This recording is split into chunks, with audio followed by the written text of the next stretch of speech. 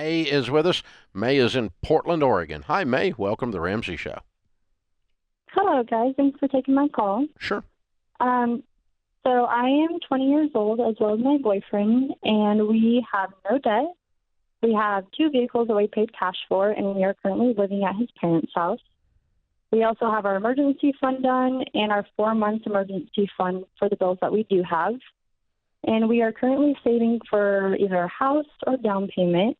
We are wanting to get married, and we also want a bigger truck. I have horses, and we need a bigger truck to pull the horse trailer and whatnot. So we are just wondering what to do next, because all of them kind of are a large amount of money, and we can't buy a house with no credit. And so we're kind of lost in life. So your next goal, you said, is to get married? Yeah, we want to get married, and we are living at his parents' house, so we are wanting to get a house. We wouldn't like to rent just because we feel it's kind of a waste of money. We want to invest in a house. So based on what you're saying, it sounds like you guys have already combined finances. What's going on there?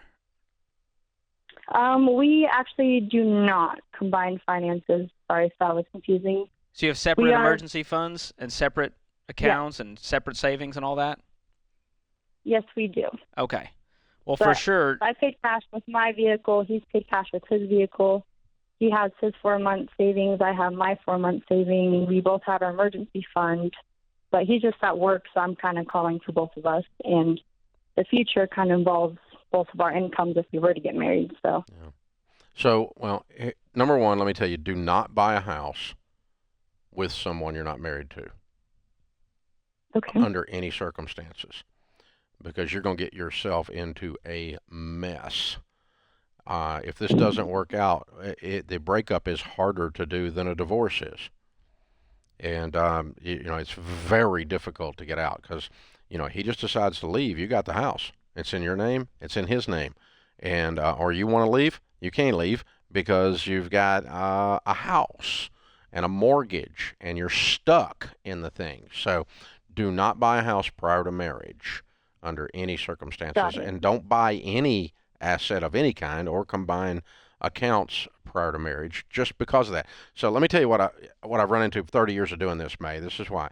Okay, there's all these worst case scenarios, but there's also stuff that's not quite this ugly. But here's an extreme one. Okay, couple gets engaged, they go buy a house together.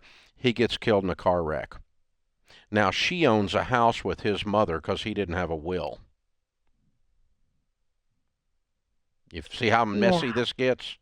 This is a mess. Yeah, no, I do. However, if you were married, now she owns a house. Instantly changes. If you're married, you're going to get the house. And, without a will even. And so with a will, it's a problem. So I would tell you, you're 20 years old, you got plenty of time to buy a house.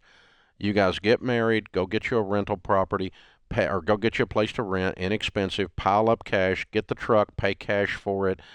Do some of the stuff, start piling up cash for a good down payment. And if it takes you 2 or 3 years, you're 23 years old, you buy a house. You're not going to die. Well, I guess he has one because it's more of his goal to get the truck, but he has like a checklist of $1,000 on a line, and every time he gets 1,000, he puts it away. Okay. So our goal is to put, or his goal is to pay cash for his truck. That would be the only way he should buy one.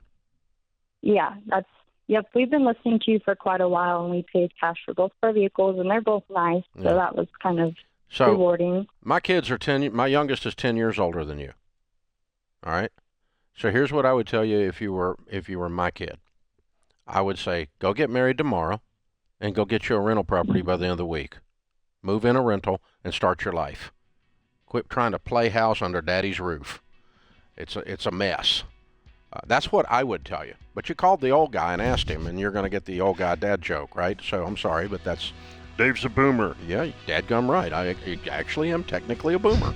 So the baby boomers are an actual demographic like millennials.